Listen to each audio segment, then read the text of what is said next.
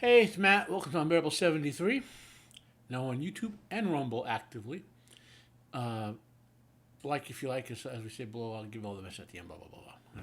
So, time for the final episode of Monarch, Legacy of Monsters Season 1. Now, before I get into the episode itself, I think the show's going to be renewed. I think it's unfortunate that it's going to be renewed. On the other hand, I think there's great potential to fix this show in the second season because they have a really good cast, despite, and again, full spoilers for the episode. So if you haven't, this is not a review you watch before the episode. This is a review that you watch to see if you like my opinion of it. Okay, so full spoilers. Is Kurt Russell really Lee Shaw? Kurt Russell really dead? Don't know. Okay. I don't think we've seen the last of younger Lee Shaw. I believe I will not be. I read something which I'll talk about in Friday Pandemonium next week that they'll be doing more past timelines. So I'm guessing we'll see more of the younger Lee Shaw, maybe Monarch in the '70s, that type of thing, tying into Kong Skull Island, perhaps maybe a cameo by John Goodman would be interesting. So again, really good cast. Production value is very high. They spend money on the special effects, not cheaping you out. Even though they don't have enough kaiju in this. They have a plot structure to follow. So which we'll get into when we talk about it. But there's good stuff, right? There's potential to save this. I disliked them changing canon. I hate the time fastest faster in the Hollow World stuff. So what does that make? Like anytime a monster goes in the Hollow World, I don't understand the logic with that. I just don't. Okay. I hope they retcon that somehow to be just because of radiation from whatever. Who cares? So again, that's that part of it. Now, so leading into this episode, Keiko had saved her granddaughter, but she had not identified her as her granddaughter yet. She just saved her. Lee had saved May. On the surface, we had things kind of loosely falling apart, but with Kentaro and what's the dude's name?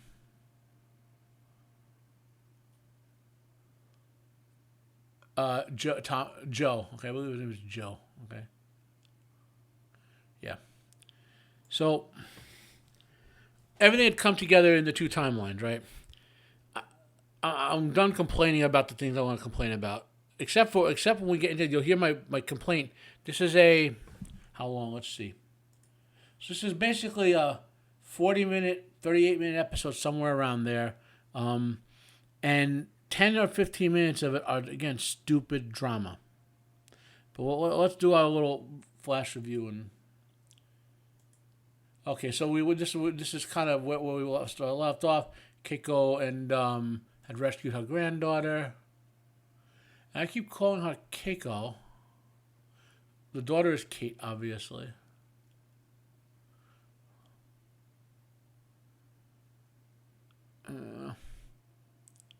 Emiko. Her name is Emiko. I like you. Maybe because of Yu Hakusho. Anyway, so we get they're in the past, the survival, blah blah blah. No quite reveal yet. Well, the Kate realized that's her grandma's credits. Here in the future, we have Kentaro confronting his dad. Takahiro. So not Takahiro, the character Takahiro. Hiroshi.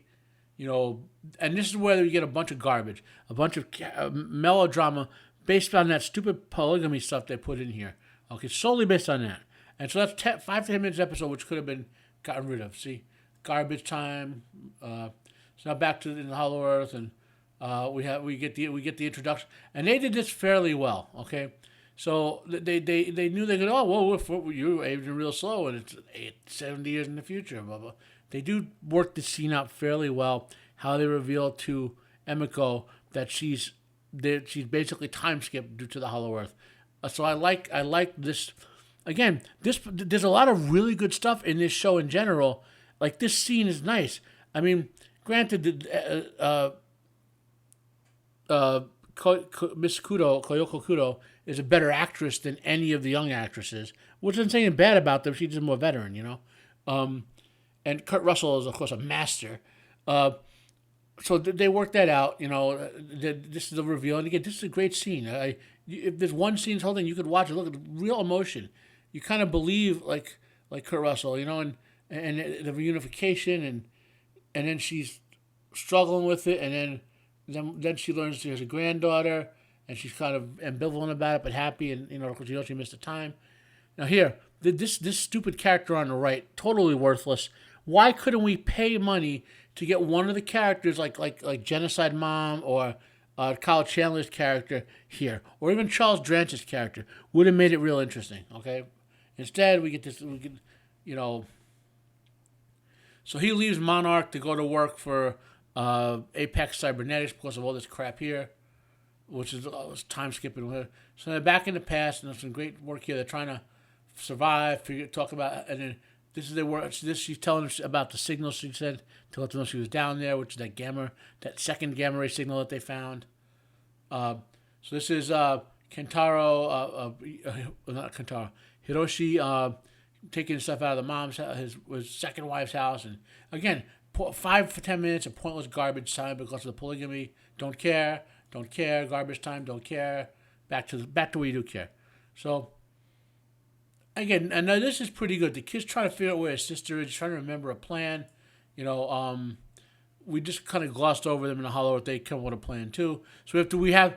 I'm gonna stop for a second. So we have two plans. The plan in the Hollow Earth, how they're gonna get out, and the plan on the Earth itself, how they're gonna try to help them.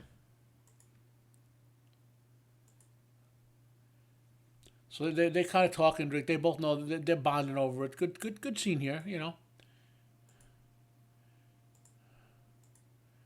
Good character time between old Shaw now and Emiko.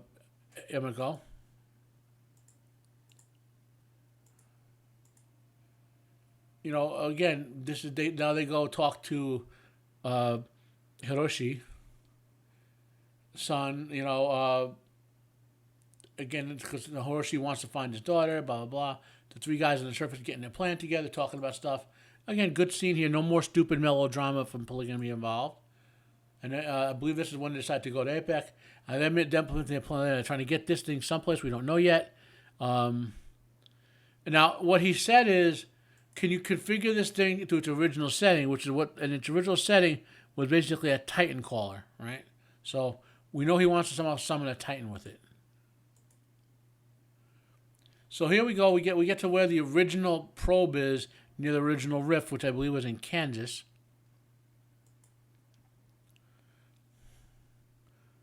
And they hear another Titan coming. It's only been a couple of months, so it's power, good. They're plotting, they're using logic, talking it over. They're expressing some emotions. You know, this is where Emiko starts saying, "Well, I'm going to punish myself and stay down here because I abandoned my son." Blah blah blah. But then I really like this moment. And some people might not. I do. Well, Kay steps up and says, "No, we're done. We're done with this place taking our family from us. We're done sacrificing. We're done being unlucky. You're gonna come home with us." And she takes her grandma home. Okay, I was ambiguous on her character, but on this moment, you know, and even the way the scene plays out, what Kate just steps up and says, "No more of this crap." You know, I really dug her character moment here. And it really resonates with Emiko, and you know, and Lee is like, "Oh, well, she spoke." He's going with it. So far, they have a plan. They think everything's going good, you know.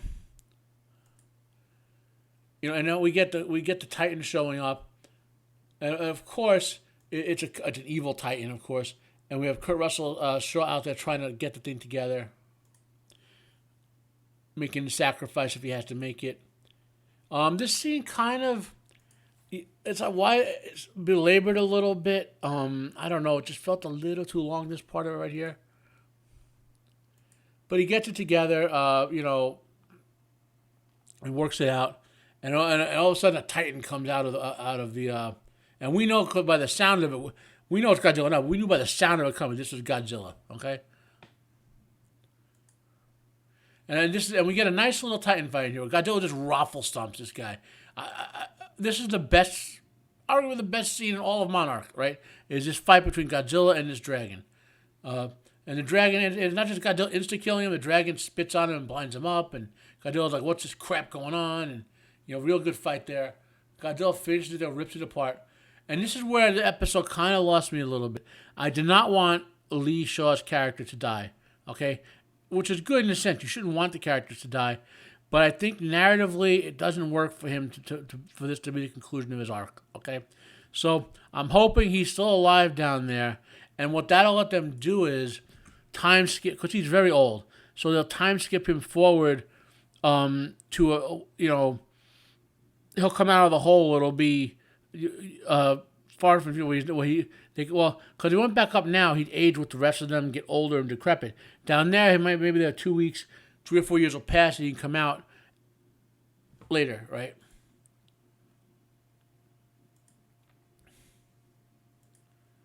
So they come out and they're rescued. They're being taken for medical care, and we learn that now that Joe and Kentaro have gone to work for Apex.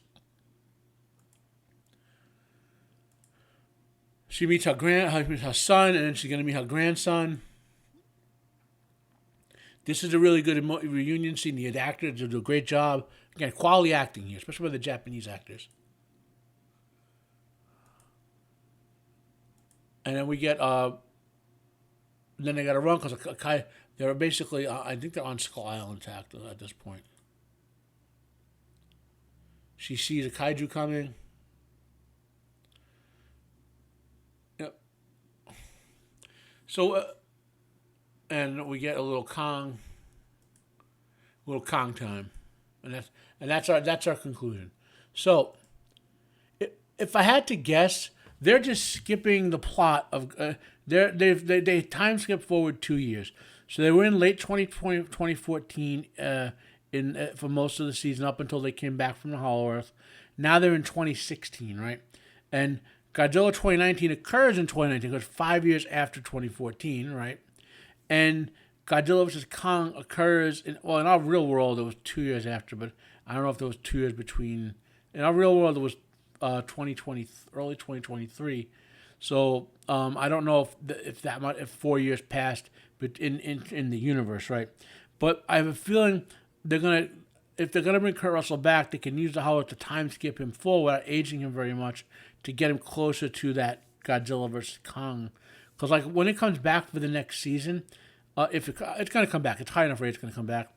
I have a feeling we're gonna get another time skip of probably to Godzilla 2019 basically, and maybe even the aftermath of Godzilla 2019, because they're doing nothing to tie in, other than some of the signal early on with the Monarch signal. They're doing nothing to tie into Godzilla 2019 at all. They're tying incredibly into Godzilla versus Kong, and then after that Godzilla Kong. So that's a question for you. Are they just gonna skip completely 2019? Even though I don't know. But if they weren't going to skip it, you'd think they would be mentioning it or having Charles Drance or Genocide Mom or Kyle Chandler make an appearance. I don't know. So, okay, so that's the end of the season. Was it a good season? No. It was kind of like 5 out of 10 because it had some good moments, some kaiju good moments. But it loses 4 out of those points. In other words, it could have been a 6 or 7 out of 10, even more, if the stupid polygamy story didn't weigh the whole show down. And we're guaranteed, unless they skip it, I hope they time skip right past it. Because we're technically guaranteed at least one more polygamy scene when Emiko learns her son's a polygamist, and then when the Hoshiro meets his other wife in America, right? So those are 2 more polygamy moments before we can move past the stupid storyline of polygamy, right? So there's that mess of a problem to deal with. How could they fix this? skip past the polygamy stuff. There's no more polygamy in this, right?